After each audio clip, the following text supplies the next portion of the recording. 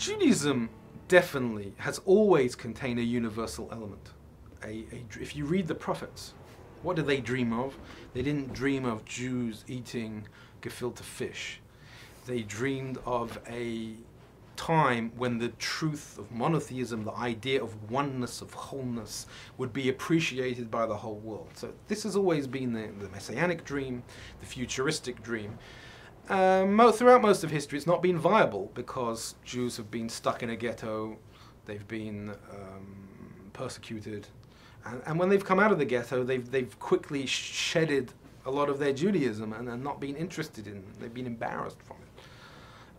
And not being interested in sharing it with the rest of the world. In the last 10 years or so of his life, the Bavitcher Rebbe put a lot of energy into speaking about a shift of emphasis. The Jewish world should be concerned with rediscovering that universal message and starting to communicate it with society. The model that he used was the traditional rabbinic model of the 7 Noahide laws, that before the Torah was given, in the Bible, Noah comes out of the ark, and there's this rabbinic tradition that he was given 7 fundamental universal laws. So that was the kind of the hook, the linchpin which he hung it on. But he was a mystic, he was a Kabbalist, and the greatest source of universally appealing wisdom is in the Kabbalah, and it's the most accessible to an audience outside the immediate Jewish audience. It's empowering, it's life enhancing, especially in our secular age of we're so busy, but we're so lacking in centeredness, in wholeness. There's tremendously powerful messages in the Kabbalah that could appeal to a wider audience. What we've lacked is the dedication to that message.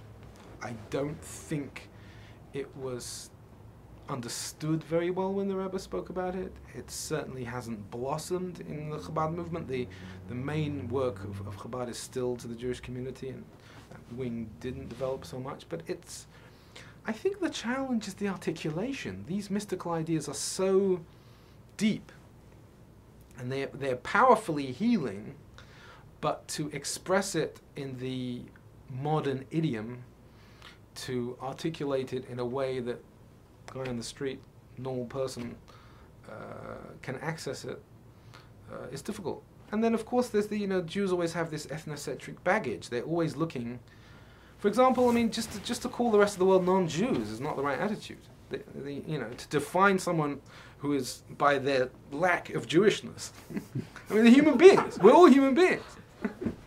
If you're trying to influence non-Jews, then you're already starting on the wrong foot. It's humanity. It's how we're all created in the image of Adam. Gosh, I thought I turned this off.